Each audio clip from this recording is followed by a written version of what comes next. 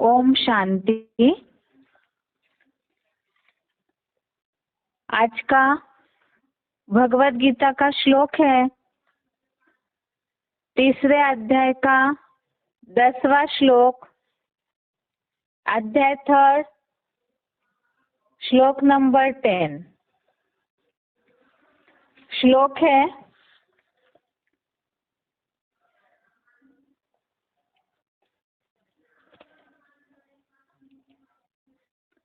सह यज्ञ प्रजा सृष्ट्वा पुरोवाच प्रजापति अनेन प्रसविष्यध्वमेश ओस्तित्वष्ट कामधुक्। श्लोक दोबारा। सह यज्ञ प्रजा सृष्ट्वा पुरोवाच प्रजापति अनेन प्रसविष्यध्वमेश ओस्तित्वष्ट कामधुक्। संधि विच्छेद श्लोक का। सह यज्ञ प्रजा सृष्ट्वा पुरा उवाच प्रजापति अनेन प्रसविष्यध्वम् एषः वः अस्तु इष्टकामधुक्। संधि विच्छेद दोबारा। सह यज्ञ प्रजा सृष्ट्वा पुरा उवाच प्रजापति अनेन प्रसविष्यध्वम् एषः वः अस्तु इष्टकामधुक्। शब्दों का अर्थ है पूरा अर्थात आदिकालीन, सह यज्ञ अर्थात यज्ञ सहित, प्रजा अर्थात प्रजा, सृष्ट्वा अर्थात पैदा करके, प्रजापतिर उवाच अर्थात प्रजापति ने कहा, अनेन अर्थात इससे, प्रसविष्यध्वम् अर्थात वृद्धि करो, एषः अर्थात यह, वह अर्थात तुम्हारी, इष्ट कामधुक् अर्थात इष्ट कामनाओं की, कामधेनु अस्तु अर्थात हो। शब्दों का अर्थ दोबारा। पूरा अर्थात आदिकालीन, सह यज्ञ अर्थात यज्ञ सहित, प्रजा अर्थात प्रजा, सृष्टा अर्थात पैदा करके, प्रजापति उवाच अर्थात प्रजापति ने कहा, अनेन अर्थात इससे, प्रसविष्यध्वम् अर्थात वृद्धि करो, एषः अर्थात यह, वह अर्थात तुम्हारी, इष्ट कामधुक् अर्थात इष्ट कामना की कामधेनु, अस्तु अर्थात हो। श्लोक का अर्थ है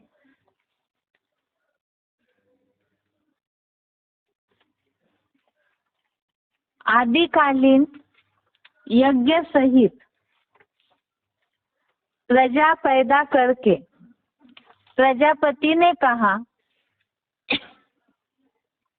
इससे वृद्धि करो, यह तुम्हारी इष्ट कामना की कामधेनु हो। आदिकालीन यज्ञ सहित प्रजा पैदा करके प्रजापति ने कहा, इससे वृद्धि करो, यह तुम्हारी इष्ट कामना की कामधेनु हो। अर्थात यज्ञ सहित जो प्रजा तैयार हुई, उनसे प्रजापति ने कहा कि इस यज्ञ से वृद्धि करो, यज्ञ की वृद्धि करो, और यही तुम्हारी अर्थात ये यज्ञ तुम्हारी इष्ट कामना की कामधेनु हो। श्लोक का अर्थ सही रीति समझने के लिए क्लैरिफिकेशन सहित अर्थ देखते हैं। आदिकालीन पुरुषोत्तम संगम युगी शूटिंग में यज्ञ सहित मानसी प्रजा पैदा करके प्रजापति ने कहा, इस अविनाशी रुद्र ज्ञान यज्ञ से सत्व प्रधान सृष्टि की वृद्धि करो। यह यज्ञ तुम्हारी स्वर्गीय अतीन्द्रिय सुखों वाली इष्ट कामना की कामधेनु हो। कुछ दिनों से हम तीसरा अध्याय जब से शुरू किया है, कर्मों के लिए ही देख रहे हैं श्लोकों को।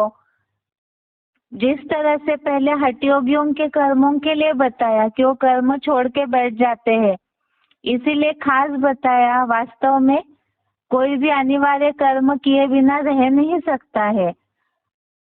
और साथ में ही कर्मों के लिए बताया कि मन से इंद्रियों को नियमित करके कर्म करो। नियत किए हुए कर्मों के अलावा तेरा शरीर निर्वाह भी सिद्ध नहीं होगा। तो इसीलिए कर्म करने के लिए भगवान ने अर्जुन को समझाया कि कर्म तो करना ही है, उसके बिना शरीर नहीं चलेगा। लेकिन उसके साथ साथ कौन सा कर्म करना है जिससे प्राप्ति हो, इसे भी समझाया है कि यज्ञ के सिवाय दूसरे कोई भी कर्म जो है वो नरक लोक के कर्म बंधन में डालने वाले हैं। हमने सिलेक्टेड पॉइंट्स में भी इन बातों को समझा है कि लौकिक दुनिया के जो मुरलियों में भी शुभ भाव बोलते हैं, सब धंधों में है नुकसान सिवाय एक ईश्वरीय धंधे के। अभी भले ही समय ऐसे चल रहा है तो सब अपने अपने धंधा धोरी में लगे हुए हैं, लेकिन खास बताया यज्ञ सेवा के सिवाय दूसरा कोई भी कर्म जो है वो कर्म बंधन ही है। और यज्ञ सेवा के लिए भी कल के श्लोक के भावार्थ में खास ये बात बताई कि दैहिक आसक्ति छोड़ करके रुद्र ज्ञान यज्ञ अर्थ कर्म कर। अबे रुद्र ज्ञान यज्ञ जो है वो क्या है और इससे क्या होगा, यही बात आज के श्लोक में बताई है। आदिकालीन अर्थात सृष्टि के आदिकालीन नई सृष्टि जो शुरू होने वाली है उसकी शुरुआत वास्तव में है संगम युग।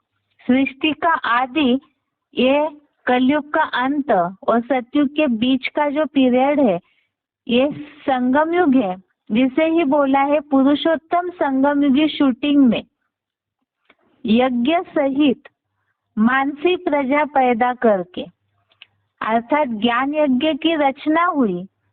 यज्ञ की स्थापना इसलिए हुई क्योंकि द्वापर युग से जितने भी भक्ति मार्गीय कर्म कांडीय यज्ञ होते आए तो उससे जो प्राप्ति होनी चाहिए थी वो प्राप्ति नहीं हुई।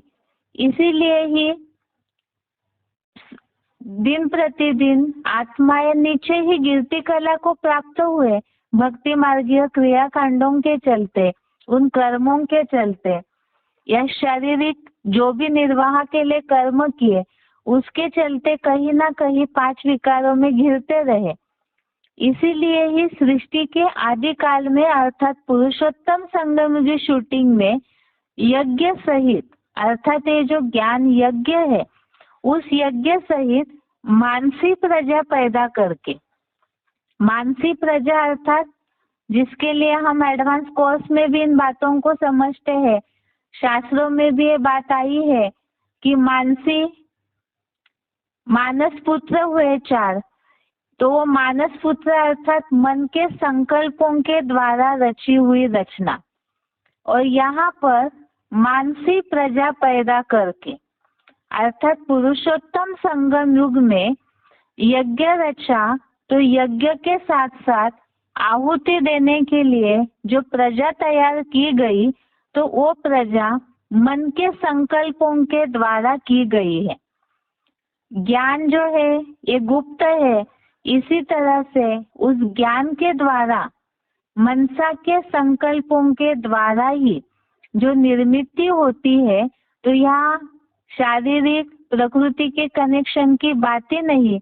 मनसा संकल्पों के द्वारा, ज्ञान के द्वारा ही जिन आत्माओं की निर्मित होती है, जिन्हें आत्मा का परिचय देकर के रचा जाता है, तो वो मानसी प्रजा हो गई, मन के संकल्पों के द्वारा तैयार हुई। उस प्रजा से प्रजापति ने कहा, अर्थात प्रजापति ने यज्ञ भी रचा, साथ साथ मानसी प्रजा को भी तैयार किया और उनसे प्रजापति ने कहा, इस अविनाशी रुद्र ज्ञान यज्ञ से सत्व प्रधान सृष्टि की वृद्धि करो। अर्थात इस अविनाशी रुद्र ज्ञान यज्ञ के द्वारा, अविनाशी रुद्र ज्ञान यज्ञ क्या है, इसे समझने के लिए नीचे ही चौथे अध्याय का 33वां श्लोक दिया है, अध्याय 4 श्लोक नंबर 33, उसे भी समझते हैं। सबसे पहले तो इस अविनाशी रुद्र ज्ञान यज्ञ से सत्व प्रधान सृष्टि की वृद्धि करो। अर्थात इस यज्ञ में जो आहुति डाली जाती है, उसके द्वारा ही यज्ञ से जुड़ करके सत्व प्रधान सृष्टि बनती है। वो कैसे बनेगी? इस ज्ञान यज्ञ की तन से, मन से, धन से, हर प्रकार की ताकत लगा करके, जो जितनी ताकत लगाएंगे उतना ही उस अनुसार सृष्टि निर्मिति का कार्य, सृष्टि की बढ़ोतरी का कार्य होता है। अर्थात ही वो मानसी प्रजा के द्वारा ही फिर सृष्टि की बढ़ोतरी होती है। लेकिन यहाँ खास बताया है सत्व प्रधान सृष्टि की वृद्धि करो। अब इस सत्व प्रधान सृष्टि की वृद्धि कैसे होगी? इस ज्ञान यज्ञ की जितनी जो तन, मन, धन, चारों प्रकार से हर प्रकार की ताकत लगा करके जो सेवा करते हैं, तो उतना ही इस सत्व प्रधान इस सृष्टि की वृद्धि में मददगार बनेंगे।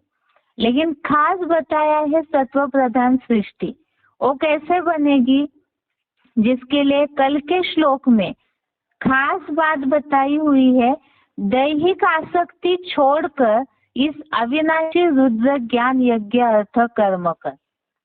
इसे हम कल्प वृक्ष के चित्र में भी समझते हैं कि संगम युग में जब ब्राह्मणों की सृष्टि बनना शुरू हुआ तो 9 कुरियों के ब्राह्मण बनने लगे। वो किस आधार से बनने लगे 9 कुरियों के ब्राह्मण? तो जिन्होंने जैसे ज्ञान को उठाया या जिन्होंने जैसे परसेंटेजली अपनी आत्मिक स्थिति बनाई, उस आधार से जैसी यज्ञ की सेवा की, उसी आधार से ही सृष्टि में सत्व प्रधान, रजो, तमो प्रधान सृष्टि का फाउंडेशन पड़ जाता है। माना अलग अलग कुरियों के ब्राह्मणों का फाउंडेशन पड़ जाता है। लेकिन यहाँ खास बताया सत्व प्रधान सृष्टि की वृद्धि करो। अर्थात ये भी हमने मुरलियों के द्वारा समझा है कि हर एक सितारे में अपने अपने सृष्टि रची हुई है, हर एक सितारा अपनी सृष्टि बनाता है। और साथ में ही जो जितना ज्ञान की सेवा करेंगे, तन की, धन की जो सेवा करते हैं, वो भी यज्ञ सेवा ही है, वो भी सात्विक ही होनी चाहिए। लेकिन यहाँ खास है मानसिक प्रजा के द्वारा इस यज्ञ की बढ़ोतरी या वृद्धि तभी होगी जब ज्ञान की सेवा करेंगे। खास तो है मूल ज्ञान के द्वारा ही जितना इस यज्ञ में लोगों को जोड़ेंगे, आत्माओं को जोड़ेंगे, तो उसी से इस सृष्टि की वृद्धि होती है। लेकिन उसमें भी खास पुरुषार्थ होना चाहिए दैहिक आसक्ति छोड़कर, जो कल के श्लोक में हमने पढ़ा है। अर्थात ही जब सेवा करते हैं तो मैं मेरापन की भावना न हो, साथ में स्वार्थ भावना भी न हो। जैसे किसी की सेवा की, लेकिन सेवा करते करते बुद्धि में रखा, इसे मुरलियों में भी शिव बाबा ने बोला है, सेवा तो की, सेवा करने के साथ साथ ही बुद्धि में ये बात आई कि ये व्यक्ति तो बहुत अच्छा सेवाधारी है, बहुत अच्छे से ज्ञान सुन रहा है, तो ये एक सेंटर खोल दे या इस तरह से सेवा करे, तो कोई ना कोई लक्ष्य रख करके अगर सेवा करते हैं तो जिस तरह से वो आत्मा की सृष्टि बननी चाहिए या जो फाउंडेशन पड़ना चाहिए वो नहीं पड़ेगा, क्योंकि उसमें स्वार्थ मिक्स हो गया। या तो सेवा करते करते ज्ञान की अपना मिक्सचरिटी करके भी अगर सुनाते हैं कोई भी बातें, तो उससे भी बाप की ओर आकर्षण नहीं होगा उस आत्मा का। जो सुनाने वाले हैं उनकी तरफ अगर आकर्षण होता है तो भी सत्व प्रधान सृष्टि की निर्मिति नहीं होगी। कल के पॉइंट में भी हमने इस बात को समझा था व्यक्तवाणी के कि वास्तव में सहयोगी न दिखाई दे, बाप दिखाई दे। अगर सहयोगी देहधारी दिखाई देता है, उसकी तरफ नजर जाती है, जिनकी सेवा कर रहे हैं उस आत्मा की जो सेवा करने वाले हैं उनकी तरफ नजर जा रही है, बाप दिखाई नहीं दे रहा है, तो बताया कि द्वापर युगी धर्म गुरुओं की तरह ही फाउंडेशन पड़ जाता है। लेकिन यहाँ संगम युग में खास सत्व प्रधान सृष्टि की वृद्धि करने के लिए जरूरी है, जो शिव बाबा ने बोला है, याद में रह करके ज्ञान सुनाएंगे। और केवल जिनकी भी हम सेवा करते हैं, खास करके ज्ञान की सेवा, तो जिनकी भी हम सेवा करते हैं वो केवल शिव बाबा से जुड़े इसी एक शुभ संकल्प से अगर सेवा करते हैं तो उससे ही सत्व प्रधान सृष्टि की तैयारी होगी, वृद्धि होगी। साथ साथ ही आत्मिक स्थिति ही वास्तव में सत्व प्रधानता है और उसी के द्वारा जो सेवा होगी बाप की याद में, क्योंकि तीसरा अध्याय ही है खास कर्म योग के लिए। इसीलिए ही ज्ञान की भी यज्ञ सेवा भी करते हैं तो भी शिव बाबा की याद में अगर करते हैं तभी सत्व प्रधान सृष्टि की वृद्धि के लिए ब्राह्मण मददगार बन सकते हैं। और साथ में ही बताया यह यज्ञ तुम्हारी स्वर्गीय अतीन्द्रिय सुखों वाली इष्ट कामना की कामधेनु हो। जो भी कर्म करते हैं, कर्म करने का खास लक्ष्य सभी का ये है जीवन मुक्ति की अवस्था प्राप्त हो। सभी लोग ही लौकिक कर्म भी अगर करने में लगे हुए हैं सब, तो इसीलिए लगे हुए हैं कि उन्हें सुख सुविधाएं प्राप्त हो। जो भी धन कमाते हैं, जो भी ताकत लगाते हैं दुनिया में लोग, वो इसीलिए लगाते हैं ताकि उनका जीवन सुखमय बीते, अशांति न हो जीवन में, इसीलिए ताकत लगाते हैं। अब उन लौकिक कर्मों से भी श्रेष्ठ कर्म बताया है यज्ञ कर्म, जो खास परमात्मा आकर के इस सृष्टि पर रचते हैं। उस ज्ञान यज्ञ का जो कर्म करते हैं, यज्ञ की सेवा जो करते हैं, उस सेवा के द्वारा ही वास्तव में अतीन्द्रिय सुखों वाली इष्ट कामना की कामधेनु हो। अर्थात ये जो यज्ञ है यही कामधेनु है, अर्थात सारी इच्छाओं की पूर्ति करने वाला है। अब इच्छाओं की पूर्ति का अन्य अर्थ न लिया जाए, यहाँ तो शिव बाबा इंद्रिय सुखों के बाद बोलते ही नहीं है, खास यहाँ है अतीन्द्रिय सुख वाली इष्ट कामना। इच्छा जो है वास्तव में इच्छाएं अच्छा नहीं बनने देती है, लेकिन ये इष्ट श्रेष्ठ कामना जो है, जो सारी कामधेनु बताया है, सारी इच्छाओं की पूर्ति करने वाली, तो ये यज्ञ इस तरह से सारी इच्छाओं की पूर्ति करने वाली कामधेनु कैसे बनेगा? तो वास्तव में ही जितना ही तन मन धन की सारी ताकत इस यज्ञ में झोंक देंगे और आत्मिक स्थिति के द्वारा जितना ही यज्ञ में पूरी तरह से अर्पण में होकर के सेवा करेंगे, जिसे बोला जाता है यज्ञ में जब आहुति डालते हैं तो स्वाहा स्वाहा करते हैं। वास्तव में लौकिक दुनिया में जो भक्ति मार्गीय क्रियाकांड है उनमें जो यज्ञ होते हैं उसमें जो स्वाहा करके अनाज की, घी की, अन्य चीजों की अर्थात भौतिक चीजों की आहुति डालते हैं, तो उससे अल्पकाल के लिए भले ही प्राप्ति हो जाए, लेकिन पूरे जीवन भर के लिए जो सुख शांतिमय जीवन होना चाहिए वो नहीं हो पाता है। लेकिन यहाँ शिव बाबा ज्ञान यज्ञ के द्वारा जो पूरी तरह से स्वाहा, जो बताया, अपने स्व को पूरी तरह से इस यज्ञ की, ज्ञान और योग की अग्नि में पूरी तरह से स्वाहा करते हैं, अर्पण में करते हैं, तो उतना ही इंद्रिय सुखों से भी परे अतीन्द्रिय सुख जो कभी भी छूटता ही नहीं है। इंद्रियों के सुख तो फिर भी ऊपर नीचे हो जाए, लेकिन अतीन्द्रिय सुख जो है वो छूटता नहीं है, लगातार उसकी प्राप्ति चालू हो जाती है। और इसीलिए वही वास्तव में इष्ट कामना की कामधेनु है, ऐसे बताया है।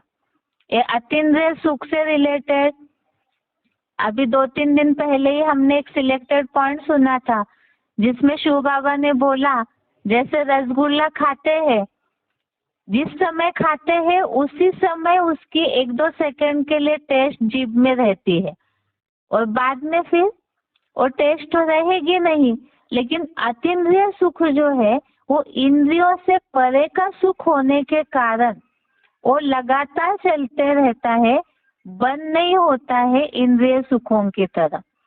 इसीलिए ही खास बताया है कि ये अतीन्द्रिय सुख या इस यज्ञ के द्वारा मन इच्छित फलों की प्राप्ति, अर्थात ऐसे सुख, सुख में शांति समाई है और शांति में सुख समाया हुआ है, तो वो प्राप्ति तब होगी जब तन मन धन की पूरी तरह से यज्ञ में आहुति देंगे, अर्थात दैहिक आसक्ति छोड़कर, शरीर का भान छोड़ करके, जो मुरलियों में शिव बाबा बोलते हैं हड्डी हड्डी सेवा करनी चाहिए, अर्थात पूरी तरह से मन की, बुद्धि की जो ताकत है पूरी अर्पण में करके, साथ में ही इंद्रियों की भी जो ताकत है, समय की ताकत है, संबंधियों की ताकत है, वो पूरी तरह से बिना स्वार्थ के अर्पण भी करे, साथ में मैंपन का भान भी ना आए।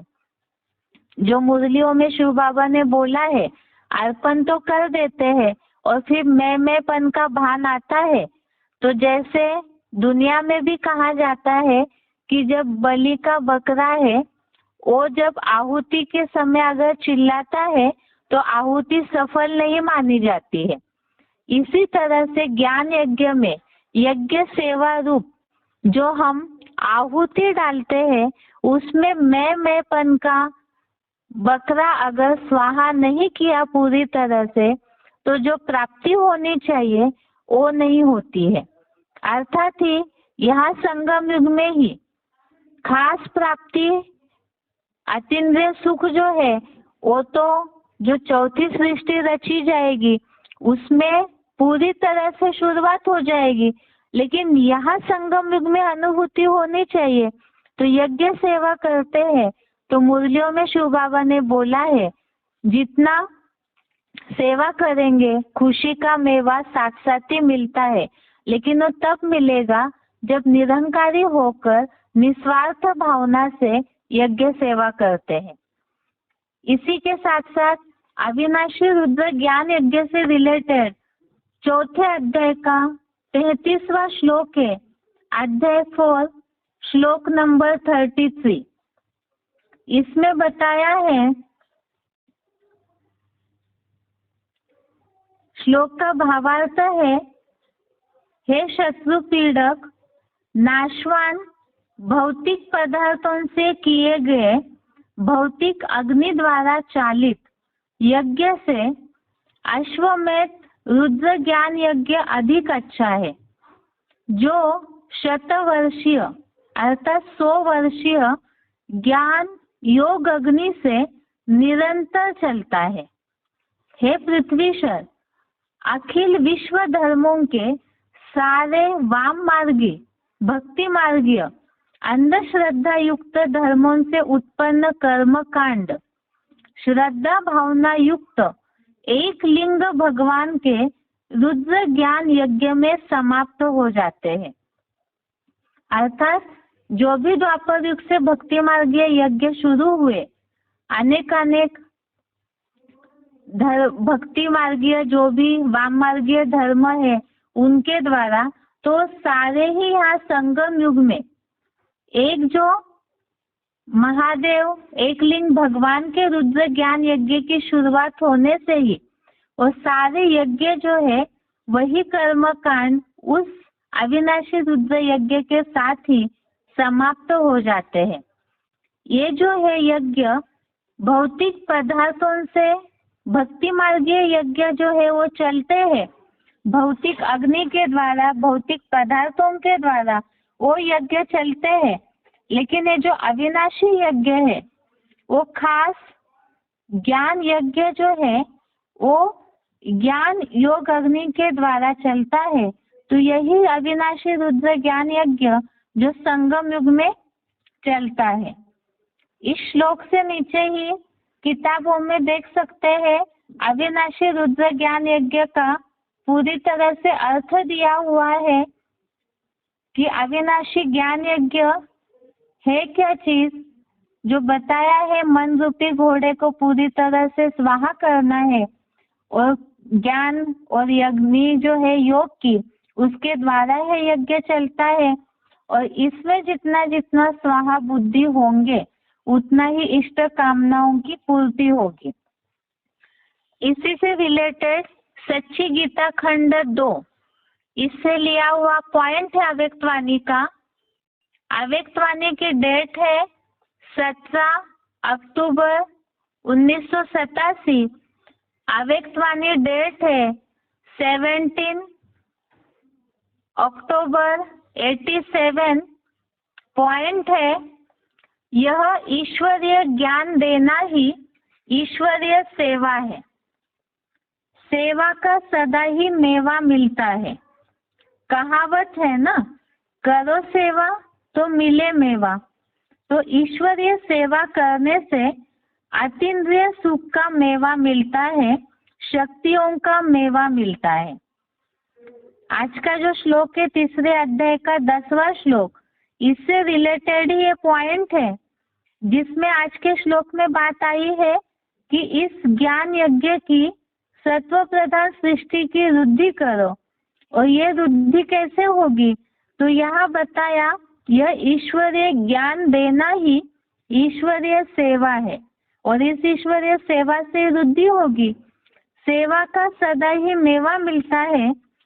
कहावत है ना, करो सेवा तो मिले मेवा। तो ईश्वरीय सेवा करने से अतीन्द्रिय सुख का मेवा मिलता है, शक्तियों का मेवा मिलता है।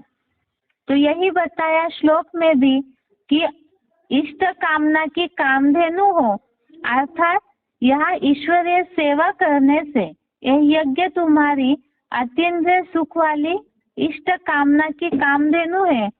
और पॉइंट में बताया ईश्वरीय सेवा करने से अतीन्द्रिय सुख का मेवा मिलता है, शक्तियों का मेवा मिलता है। और साथ में और भी मुरलियों में ऐसी बात आती है कि खुशी का मेवा मिलता है सेवा की। तो साथ साथ ही अगर निस्वार्थ भावना से सेवा की है तो जरूर खुशी साथ साथ ही मिल जाती है। और अगर मिक्सचरिटी है सेवा में, देह भान में रहकर के सेवा करते हैं, मैंपन में आकर सेवा करते हैं, तो जिस तरह से संतुष्टि होनी चाहिए, खुशी की प्राप्ति होनी चाहिए, वो नहीं हो पाती है। तो इसके लिए भी मुरलियों में बोला है वो वास्तव में यज्ञ सेवा ही नहीं है, वो रावण के खाते में जमा हो जाती है अगर देहभान में रहकर सेवा करते हैं तो। इसीलिए सेवा करते समय जरूर ये बात का ध्यान रखें, आत्मिक स्थिति में रहकर अगर सेवा करते हैं तभी प्राप्ति की अनुभूति होगी। इसके साथ आज के श्लोक का उच्चारण सुनते हैं और इस श्लोक से रिलेटेड उस सिलेक्टेड पॉइंट है उसे देखते हैं।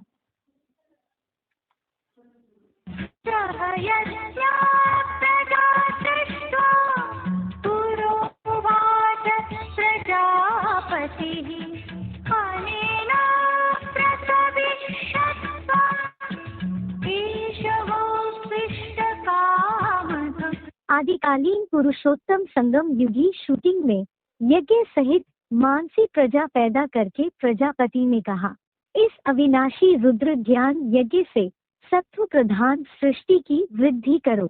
यह यज्ञ तुम्हारी स्वर्गीय अतीन्द्रिय सुखों वाली इष्ट कामना की कामधेनु हो।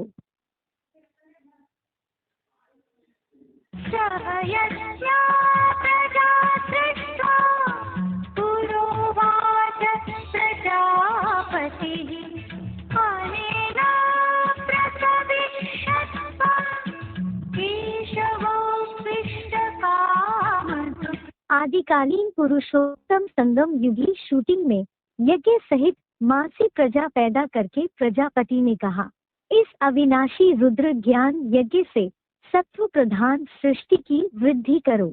यह यज्ञ तुम्हारी स्वर्गीय अतीन्द्रिय सुखों वाली इष्ट कामना की कामधेनु हो।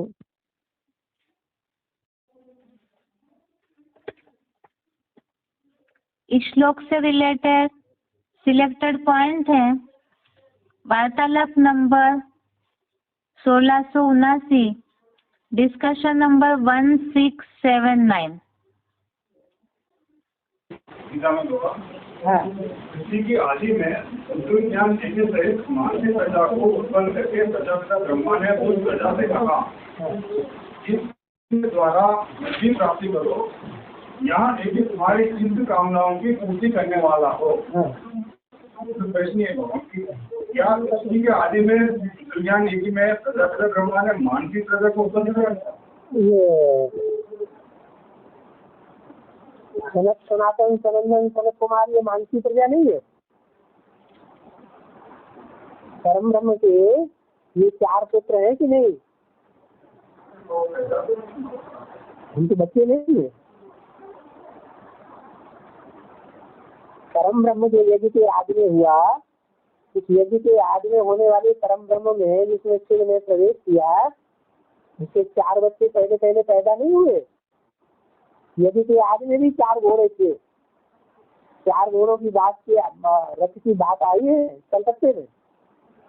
दिल्ली में भी बात आई है कि कलकत्ते में पहले 4 घोड़ों की गाड़ी चलाते थे। आई है, हम नहीं पता है तो पता कर लो, देख लेना फिर बाद में। वो 4 घोड़े कोई स्कूल घोड़े और स्कूल रथ की बात नहीं है। कलकत्ते में ही वो 4 घोड़े थे यदि के आदि में। क्या सनातन सनंदन कुमार 4 धर्मों के बीच जो आदि में थे वो अंत में 77 में प्रत्यक्ष होते। घोड़े मने रूपी घोड़े, उनका मन जो है वो सशक्त मन है। 3 तो ऐसे पूरी दुनिया का संहार करने में सहयोगी बन जाते है ही विनाशकारी।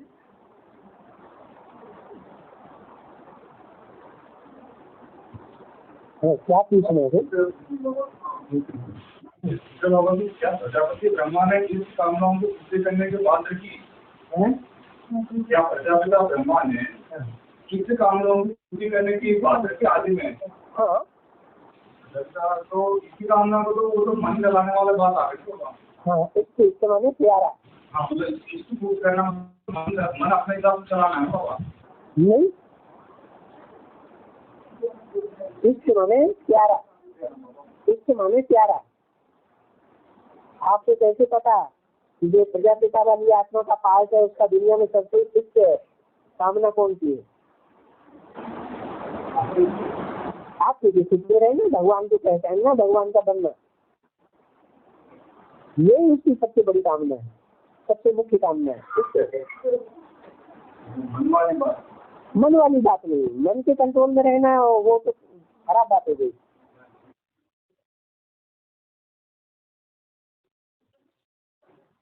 आगे का पॉइंट है, आगे का सिलेक्टेड पॉइंट है discussion number 1748, discussion number 1748। Gita में बाबा सृष्टि के आदि में रुद्र ज्ञान यज्ञ सहित मानसिक प्रजा के उत्पन्न करके प्रजापिता ब्रह्मा ने उस प्रजा से कहा, ज्ञान यज्ञ सृष्टि के आदि में रुद्र ज्ञान यज्ञ सहित मानसी प्रजा के उत्पन्न करके प्रजापिता ब्रह्मा ने उस प्रजा से कहा कि इस यज्ञ के द्वारा वृद्ध प्राप्त करो, वृद्धि प्राप्त करो। वृद्धि प्राप्त करो। हाँ, यह यज्ञ तुम्हारी इष्ट कामनाओं की पूर्ति करने वाला है। ये फिर क्या सृष्टि के आदि में रुद्र ज्ञान यज्ञ संगम जो का आदि नहीं है, हैं? तो फिर क्या बात नहीं समझ में आ रही? मतलब आदि में फिर सृष्टि का आदि ही तो है संगम युग। उस समय प्रजापिता ब्रह्म अपने मानसी प्रजा से मानसी प्रजा ही तो है। सनत सनातन सनंदन सनत कुमार और उसके बाद जितने भी बच्चे पैदा हुए उनका मानसी प्रजा नहीं है, देह की प्रजा है। अरे मन बुद्धि से ज्ञान निकलता है या देह से ज्ञान निकलता है? तो मन बुद्धि से पैदाइश हुई ना, मन बुद्धि के आधार कारण ये पैदाइश हुई है ब्राह्मण की। मुख से ज्ञान सुना तो मुखवंशावली पैदा हुए। जो मुख से ज्ञान निकलता है वो मनसा से मनन चिंतन मंथन के द्वारा ही निकलता है ना, तो मानसिक प्रजा नहीं हुई। उससे कहा क्या कहा? तो आदि में मानसी प्रजा उसे ईश्वरीय ज्ञान यज्ञ से। हाँ, यह यज्ञ तुम्हारी इष्ट कामनाओं की ये पूर्ति करने ईश्वरीय ज्ञान यज्ञ, ये जो ईश्वरीय ज्ञान की सेवा है, तन से मन से धन से जो भी तुम सेवा करते हो वृद्धि प्राप्त करो उससे तुम्हें प्राप्ति होगी। हाँ, और तुम्हारी इष्ट कामनाएं की पूर्ति करने वालों हाँ, तुम्हारी कामनाओं की पूर्ति करने वाले।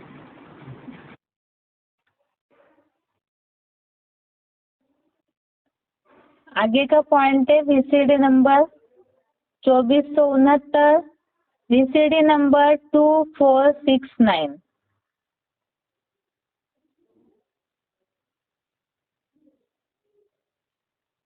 गीता में शब्द आया ना, प्रसादित स्वदम, वृद्धि करो परिवार की। तो 203 बार आदम में प्रवेश करके शक्ति की वृद्धि कराता है, लेकिन और कुछ आत्माएं जो करती है शक्ति रूपी रंगमंच पर बड़े साधन के स्टेज में भी आती हैं, तो भी कुछ न कुछ देह के इंद्रियों का सुख भोगती हैं, चाहे ऊंचे से ऊंचा 16 कला संपूर्ण देवता ही क्यों हो। लेकिन वो एक ही आत्मा ऐसी है क्या, आदम, जो संपूर्ण पुरुषार्थ आत्मिक स्मृति का करने के बाद देह की इंद्रियों का, चाहे श्रेष्ठ इंद्रियां हो भ्रष्ट इंद्रियां हो, ऐसी गहरी स्मृति में रहता है खुदा की, निराकार की, कि वो इंद्रियों का कोई सुख नहीं देता, इंद्रियों से परे अतीन्द्रिय सुख भोगता है, और अपने संसर्ग संपर्क में रहने वाली जो डायरेक्ट आत्माएं हैं, सन्मुख पाठ बजाने वाली, उनको अतीन्द्रिय सुख भोगवाता है। तो ऐसी श्रेष्ठ सृष्टि का जो निर्माता है उसे कहा जाता है मानसी सृष्टि।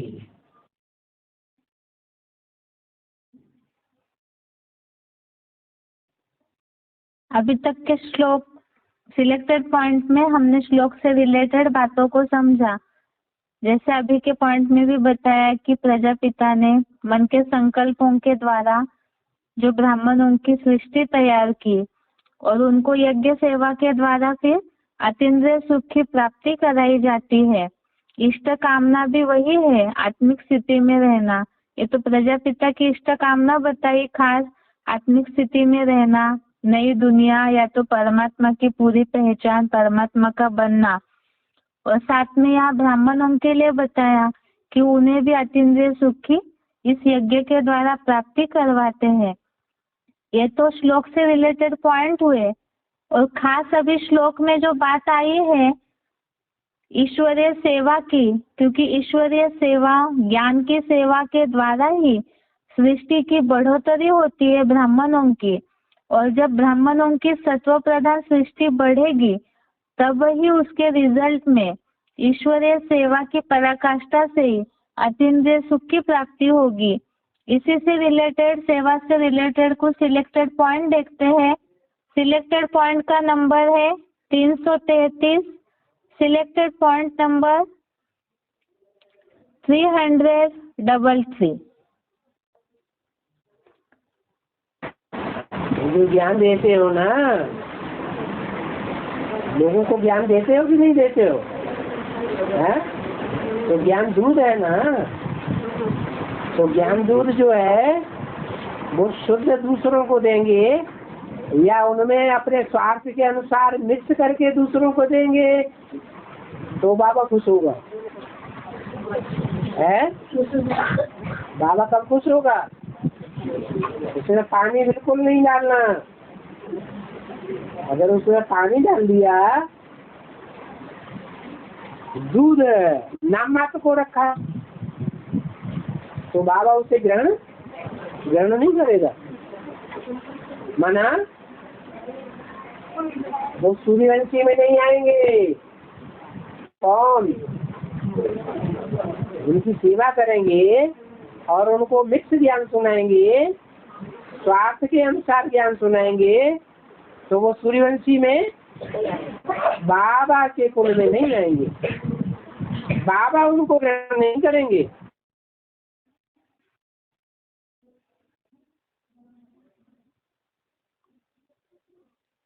आगे का पॉइंट है सिलेक्टेड पॉइंट 739, सिलेक्टेड पॉइंट का नंबर 739।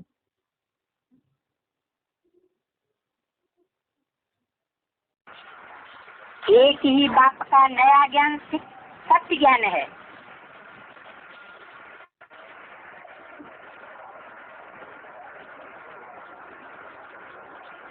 और नए ज्ञान से नई दुनिया स्थापन होती है।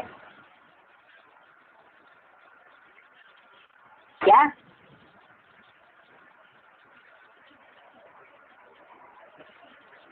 ये अथॉरिटी और नशा स्वरूप में इमर्ज हो।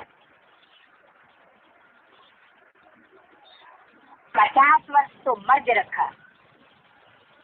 क्या? नशा और अथॉरिटी।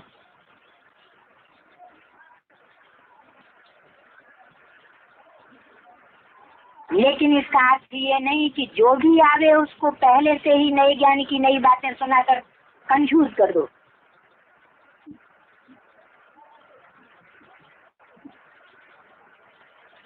पहले उनकी धरनी तैयार करो, बेसिक नॉलेज सुनाओ।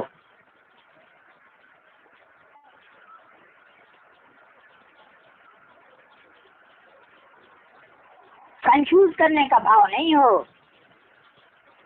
धरनी, नब्ज, समय, ये सब देख करके ज्ञान देना, यही नालीपुल की निशानी है।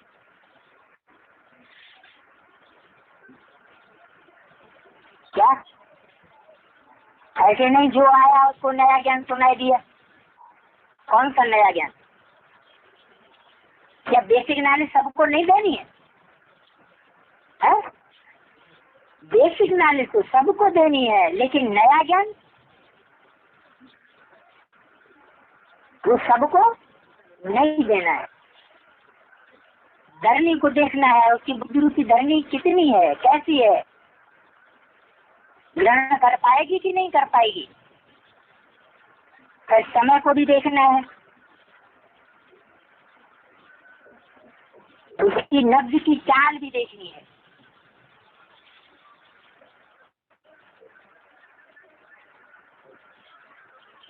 आत्मा की इच्छा देखो, उसको नया ज्ञान लेने की इच्छा है।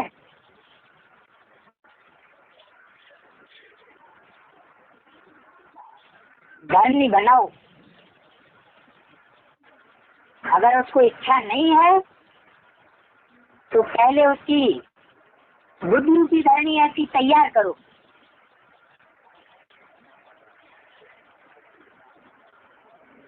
लेकिन अंदर में सत्यता की, निर्भयता की अथॉरिटी जरूर हो, शक्ति जरूर हो।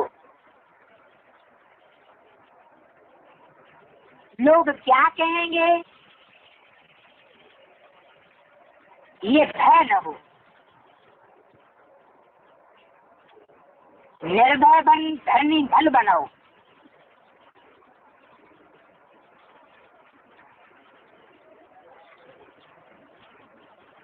कई बच्चे समझते हैं ये ज्ञान तो नया है,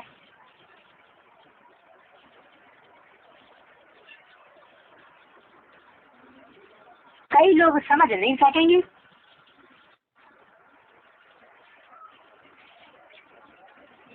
लेकिन बेसमझ को ही तो समझाना है कि समझदार को समझाना होता है। ये जरूर है जैसा व्यक्ति वैसी रूपरेखा बनानी पड़ती है।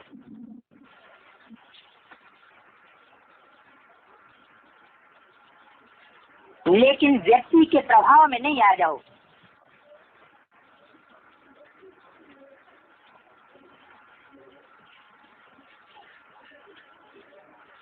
कि शंकराचार्य जी आ गए समझने के लिए तो सर्वव्यापी का पॉइंट ही छुपा दिया।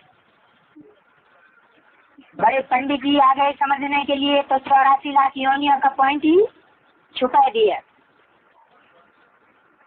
इमरजेंसी का पीरियड चल रहा है, कोई बड़ा नेता आ गया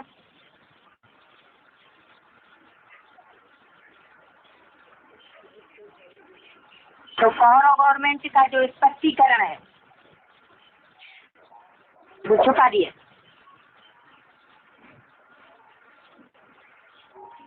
इसका मतलब हम प्रभाव में आ गए। प्रभाव में मत आओ। अपने सत्य ज्ञान की अथॉरिटी से व्यक्ति को परिवर्तन करना ही है। ये लक्ष्य नहीं भूलो। अब तक जो किया वो ठीक है, करना ही था और आवश्यक था, क्योंकि धरनी बनानी थी। लेकिन कब तक धरनी बनाएंगे और कितना समय चाहिए? दवाई भी दी जाती है तो पहले ही ज्यादा ताकत वाली दवाई नहीं दी जाती।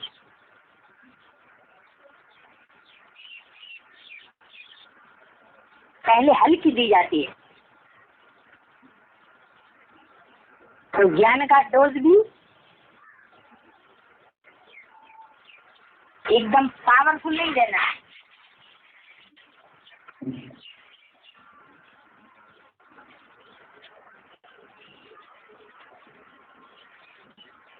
लेकिन ताकत वाली दवाई दो ही नहीं, हल्की पर ही चलाते चलो, ऐसा नहीं करो।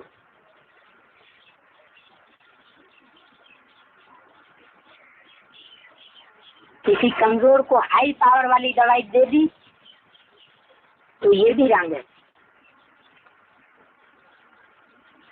इसलिए परखने की शक्ति चाहिए। लेकिन अपने सत्य नए ज्ञान की अथॉरिटी को जरूर धारण करना चाहिए। आपकी सूक्ष्म अथॉरिटी की वृत्ति ही उन्हों की व्यक्तियों को चेंज करेगी। यही धरनी बनेगी।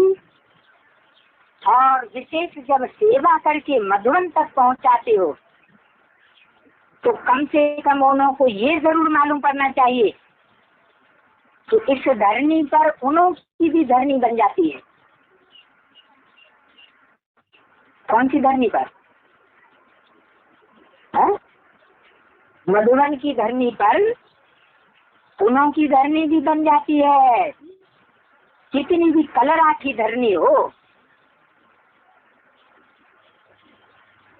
किसी भी धर्म वाला हो और किसी भी पोजीशन वाला हो, लेकिन इस धरनी पर वह भी नरम हो जाते। कौन सी धरनी पर? मधुबन की धरनी पर। और नरम धरनी बनने के कारण उसमें जो भी बीज डालेंगे उसका फल सहज निकलेगा। सिर्फ डरो नहीं, निर्भय जरूर बनो। युक्ति से दो, क्या क्या युक्ति से दो? नया ज्ञान युक्ति से दो। ऐसा न हो कि वह आप लोगों को यह उलाहना दे कि ऐसी धरनी पर मैं पहुंचा लेकिन ये मालूम नहीं पड़ा कि परमात्मा ज्ञान क्या है।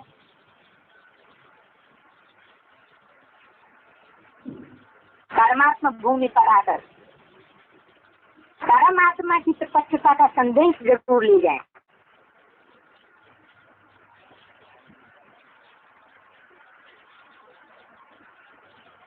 कौन सा संदेश? कि परमात्मा प्रत्यक्ष हो चुका है।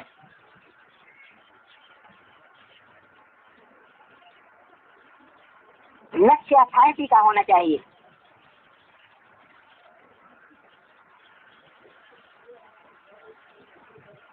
आजकल के जमाने के हिसाब से भी नवीनता का महत्व है।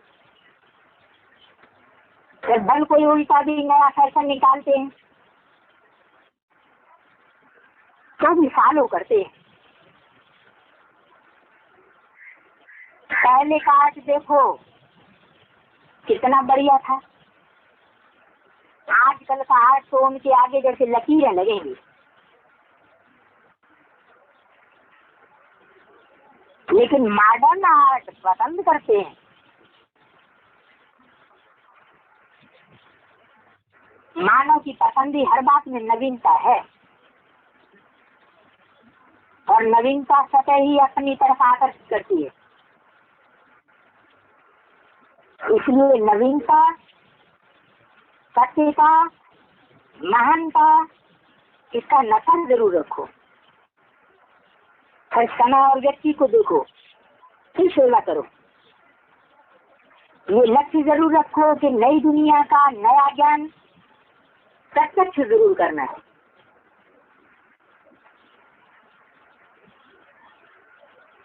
अभी इसमें और शांति प्रत्यक्ष हुई है। आपका प्यार के सागर का स्वरूप, शांति के सागर का स्वरूप प्रत्यक्ष किया है, लेकिन ज्ञान स्वरूप आत्मा और ज्ञान सागर बात है। इस नए ज्ञान को किस ढंग से दें, उसके प्लान से अधिकम बनाए।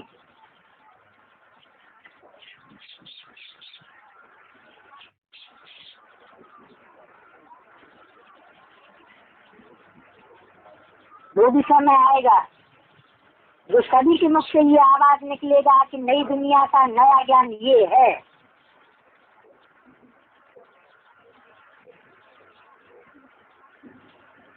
अभी सबके मुख से नहीं निकल रहा है, लेकिन वो भी टाइम आ जाएगा। अभी सिर्फ अच्छा अच्छा कहते हैं, नया ज्ञान नहीं कहते।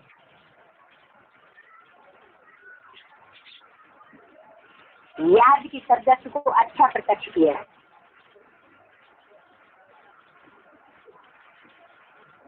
लेकिन नए ज्ञान की सदस्य को अच्छा प्रत्यक्ष नहीं कर सके।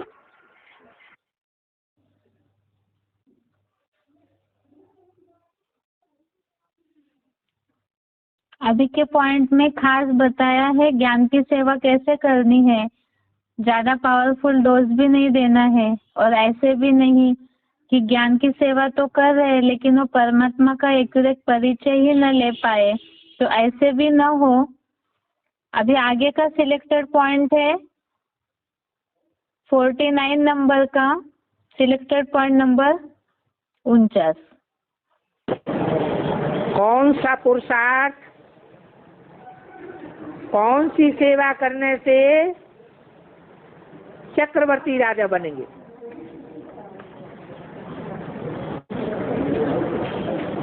अरे सीधा जवाब है, ज्ञान का चक्कर घुमावेंगे और सेवा का चक्कर लगावेंगे तो चक्रवर्ती राजा बनेंगे।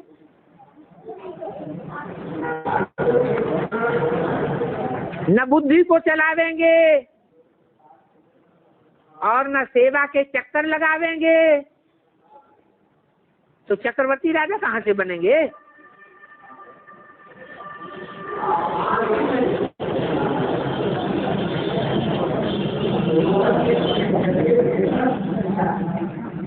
और पूछा है कौन सी सेवा करने से ऊंच पद पावेंगे?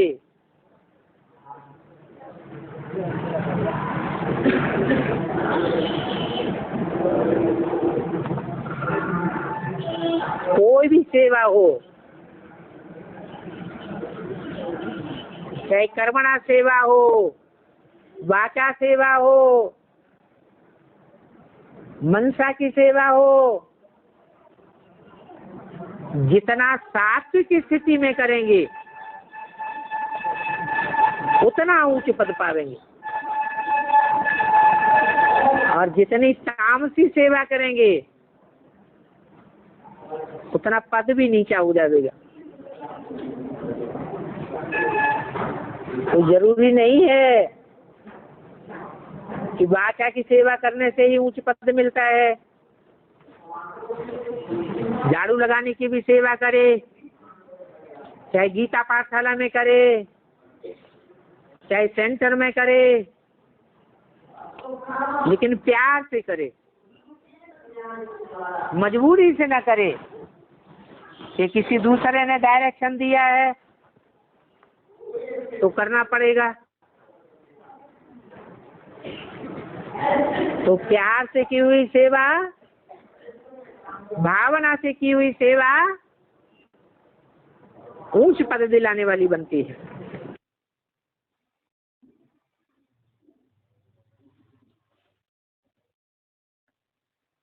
आगे का सिलेक्टेड पॉइंट है 172 नंबर, सिलेक्टेड पॉइंट नंबर 172। देवान में आकर के सेवा करेंगे तो तामसी सेवा हो जाएगी और आत्मिक स्थिति में रह करके सेवा करेंगे, रूहानियत की स्टेज में सेवा करेंगे तो सात्विक स्टेज रहेगी। कोई भी कर्म हो, कोई भी दान हो, तत्वप्रधान कर्म भी होता है, तत्वप्रधान दान भी होता है और तमोप्रधान दान भी होता है, तमोप्रधान कर्म भी होता है।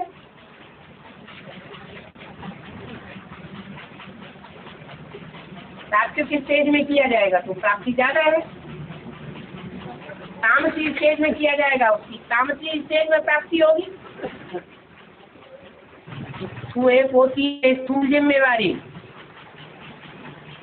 और एक होती है बेहद की जिम्मेवारी। स्थूल जिम्मेवारी स्थूल कर्मेंद्रियों से निभाई जाती है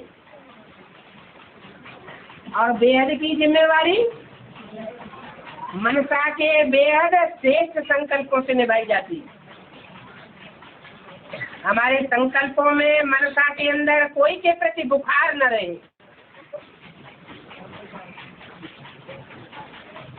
कोई के प्रति दुर्भावना न रहे,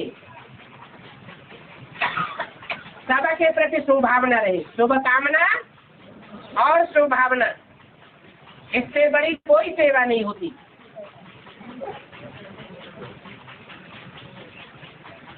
कोई स्थूल सेवा नहीं मिलती है तो उनके पास ये बड़ी से बड़ी सेवा है करने के लिए।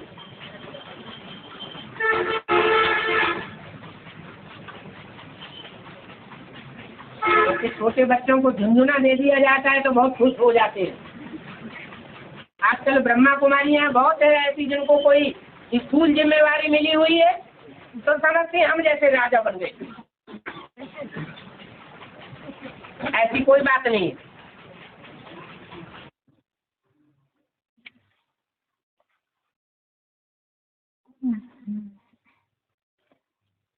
आगे का सिलेक्टेड पॉइंट है 380 नंबर का, सिलेक्टेड पॉइंट नंबर 380।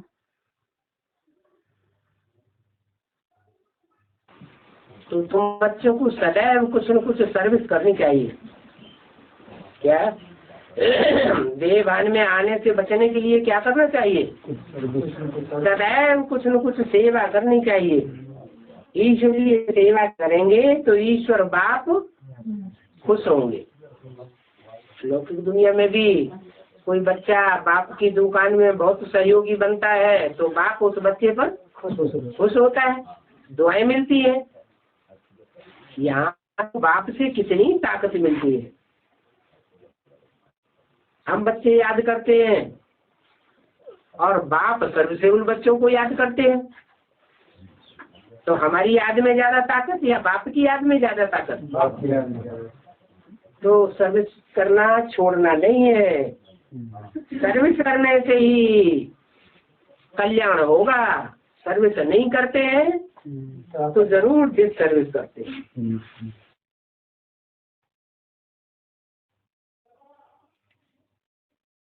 अभी आगे कल के टेस्ट के हिसाब से शॉर्ट में रिवीजन देखते हैं। केवल श्लोक नंबर बताएंगे।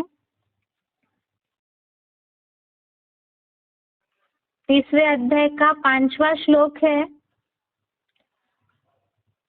नहीं कच्चित क्षणमपि जातु तिष्ठति अकर्मकृत कार्यते ह्यवशः कर्म सर्वः प्रकृति जय गुणे।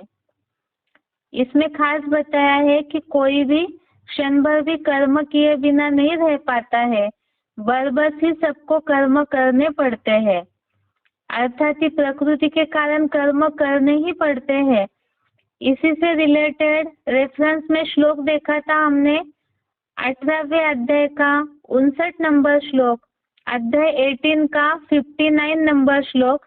इसमें अर्जुन को भगवान ने खास समझाया है प्रकृति तुझे अवश्य ही युद्ध में लगा देगी। श्लोक में बात आई है बरबस कर्म करने पड़ते हैं, ये कर्म युद्ध है, इसलिए प्रकृति बरबस कर्म युद्ध में लगाएगी। 18वें अध्याय का 60 नंबर श्लोक, अध्याय 18 का 60 नंबर श्लोक।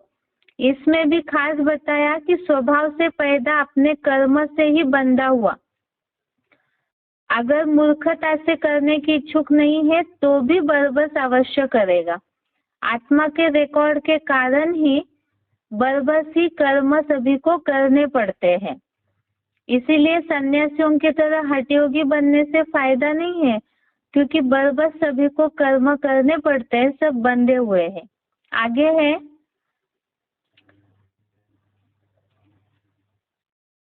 13वें अध्याय का 29 नंबर श्लोक, अध्याय 13 का 29 नंबर श्लोक, जिसमें बात आई है कि जो सब प्रकार से कर्मों को सब प्रकार से स्वभाव से ही किया हुआ देखता है वह अपने को अकर्ता मानता है। अर्थात ड्रामा के अनुसार सब कर्म करते हैं तो इसमें मैंने ही किया है ऐसी भावना भी नहीं आनी चाहिए। अगला तीसरे अध्याय का 33वां श्लोक, अध्याय 3 का 33 नंबर श्लोक। इसमें बात आई है कि स्वभाव अनुसार ही ज्ञानी मनुष्य भी अपने स्वभाव अनुसार ही अच्छी बुरी चेष्टा करता है और सभी प्रकृति या स्वभाव की ओर ही जाते हैं। इसमें रोकथाम क्या करेगा? मतलब सभी को प्रकृति या स्वभाव अनुसार ही सब कर्म करते हैं, इसमें रोक टोक नहीं कर सकते। जो बात आई है बरबस ही सभी को कर्म करने पड़ते हैं अपनी रील अनुसार भी। आगे है तीसरे अध्याय का 6वां श्लोक, अध्याय 3 श्लोक नंबर 6, कर्मेंद्रियाणि संयम्य अस्ते मनसा स्मरण इंद्रियार्थान विमूढ़ात्मा मिथ्याचारस्य उच्यते। इसमें खास बात बताई है कि ऐसे भी हठयोगी है, भले प्रकृति से बरबस कर्म करने पड़ते हैं बताया, उसके बावजूद भी कोई ऐसे हठयोगी है जिन्हें मिथ्याचारी ढोंगी पाखंडी कहा है गीता में। वो कर्मेंद्रियों को तो रोक देते हैं, लेकिन इंद्रियों से जो भोग भोगे हुए हैं पहले, उसे मन से याद करते रहते हैं। तो जो मन से इस तरह सुखों को याद करते हैं, विषय भोगों को याद करते हैं, तो मिथ्याचारी कहा है। कर्मों को तो रोका, लेकिन मन से याद करते हैं। इसके लिए भी खास गीता में इस बात को बताया है। 18वें अध्याय का 7वां श्लोक, 18 अध्याय श्लोक नंबर 7, इसमें बताया है कि नियत हुए जो नैसर्गिक खान पान उत्सृजन आदि अनिवार्य कर्म का परित्याग अनुचित है। जैसे हठयोगी इन सबको त्याग कर देते हैं, जबरियन इंद्रियों को रोकते हैं कर्मों को, तो ये वास्तव में अनुचित है, क्योंकि ऐसा मिथ्याचारी पना जो है वो तामसी त्याग कहलाता है। हठयोगी पना से कर्म करना, जबरियन रोकना, ये तामसी पना है। इसके साथ साथ ही 17वें अध्याय का 5वां और 6वां श्लोक, अध्याय 17 का 5 और 6 नंबर श्लोक, इसमें खास बताया कि जो सच्ची गीता शास्त्र के संविधान रहित घोर तप करते हैं, शारीरिक कष्टदायी घोर तप करते हैं, ऐसे घमंड अहंकार युक्त कामना आसक्ति और बाहुबल से भरे बेसमझ लोग इस पंचभूत समूह और अंतर्ग्रह में स्थित मुझ योग ऊर्जा को भी कष्टदायी है और उन्हें तो आसुरी निश्चय वाला समझ। अर्थात जो हठयोगी है, शरीर को कष्ट देने वाले हैं, वो आसुरी निश्चय वाले हैं, आसुरी पने का कर्म करने वाले हठयोगी हैं। आगे है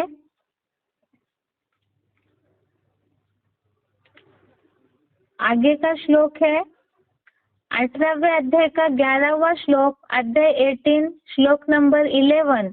इसमें भी ये बात बताई है कि जो कर्म फल का त्यागी है, वास्तव में वही असली त्यागी है। मन से तो याद कर रहे विषय भोगों को, तो वास्तव में उसे त्याग नहीं कहा जाएगा। 18वें अध्याय के 11वें श्लोक में बताया है कि कर्म फल का जो त्यागी है वही वास्तव में त्यागी है। और 6वें अध्याय का 2वां श्लोक, अध्याय 6 का 2 श्लोक में खास बताया है मनसा संकल्पों का जो त्यागी है। मनसा संकल्पों से जो संपूर्ण त्यागी है वही वास्तव में सन्यासी कहा जाएगा, और संपूर्ण संकल्पों से त्याग नहीं किया तो योगी नहीं है। तो जो हठयोगी है उनके लिए खास बात बताई कि मन से संकल्पों का त्याग होना चाहिए। ऐसे ही 17वें अध्याय का 17वां श्लोक, अध्याय 17 का 17 श्लोक, इसमें बताया है कि सांसारिक फल की आकांक्षा से रहित, सांसारिक फल की आकांक्षा अर्थात इच्छा से रहित जो परम श्रद्धा पूर्वक तपाया गया है मन वचन कर्म से, तो वही तप सात्विक है। अर्थात फल की इच्छा किए बिना जो तप किया जाता है तो वही सात्विक तप है। आगे है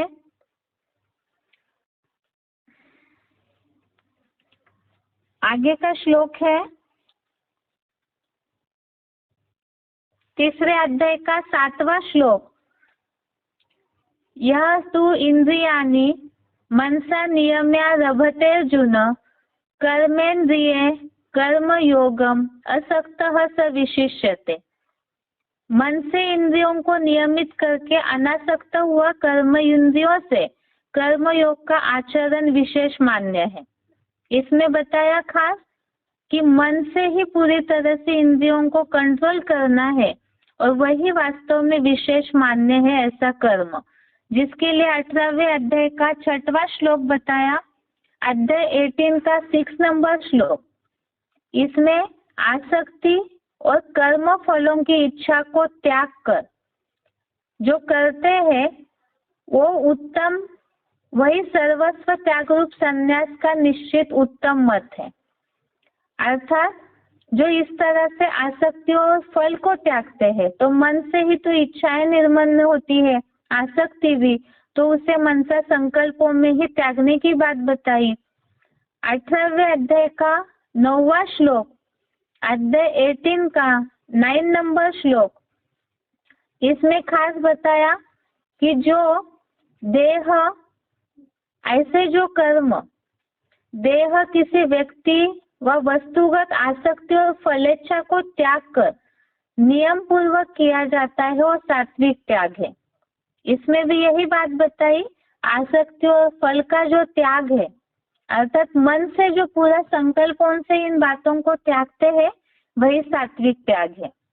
आगे का श्लोक है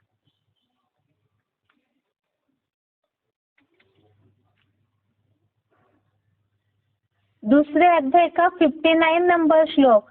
इसमें भी खास बताया है, जो हमने पहले भी देखा इस श्लोक को, कि विषय भोग, जो त्यागी देहधारी पुरुष के भोग हटते हैं लेकिन आसक्ति नहीं हटती है।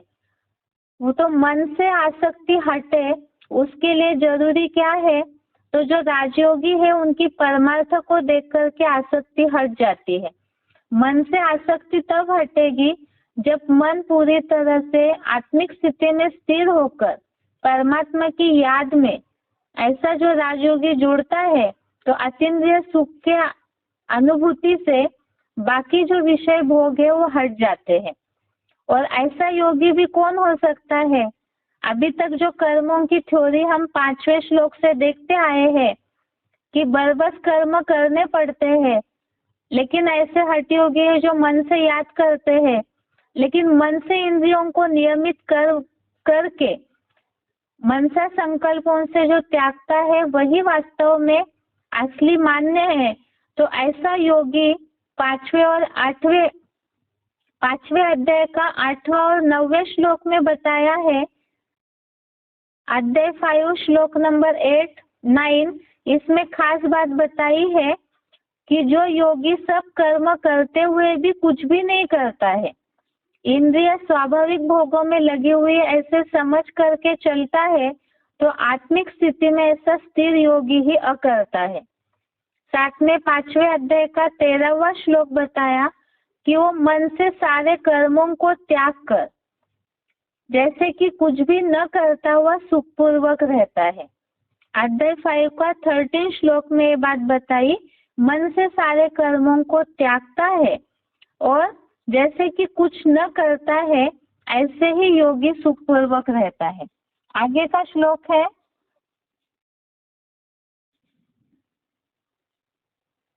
तीसरे अध्याय का 8वां श्लोक, नियतम कुरु कर्म त्वम कर्म जायो हि अकर्मणः शरीर यात्रा पीछते न प्रसिद्ध अकर्मणः। अर्थात तू नियत कर्मों को कर, कर्म न करने से कर्म करना ही श्रेष्ठ है, क्योंकि कर्म से रहित तेरा शरीर निर्वाह भी सिद्ध नहीं होगा। आगे का श्लोक है तीसरे अध्याय का 9वां श्लोक, अध्याय 3 का श्लोक नंबर 9, यज्ञार्थात कर्मण्योत्र लोकोयम कर्म बंधनः तदर्थम कर्म कौन्तेय मुक्त संग समाचर। इसमें खास बात हमने कल ही देखी, यज्ञ के सिवाय दूसरा कोई भी कर्म जो है नरक लोक का कर्म बंधन है। बाकी यज्ञ सेवा करनी है जिससे निर्बंधन हो सकते हैं, सब बंधनों से मुक्त हो सकते हैं, लेकिन वो तभी होगा जब दैहिक आसक्ति छोड़ करके यज्ञों के कर्मों को करते हैं। इसी से रिलेटेड चौथे अध्याय का 23वां श्लोक देखा था हमने कि आसक्ति रहित जो यज्ञ सेवा करते हैं उनके ही पूरे कर्म तीनों कालों के नष्ट हो जाते हैं, और साथ साथ ही ऐसे यज्ञ सेवा करने वालों की प्राप्ति का और रक्षा का भार स्वयं परमात्मा उठाते हैं। ये बात 9वें अध्याय के 22वें श्लोक में आई है, अध्याय 9 का श्लोक नंबर 22, 22 श्लोक। आगे है आज का श्लोक तीसरे अध्याय का 10वां श्लोक जो हमने बहुत विस्तार से समझा है, तो इस हफ्ते के लिए 5वें से लेकर के 10वें श्लोक तक इस हफ्ते के लिए श्लोक है। कल के टेस्ट के लिए यहाँ तक कि आज का गीता क्लास है। ओम शांति।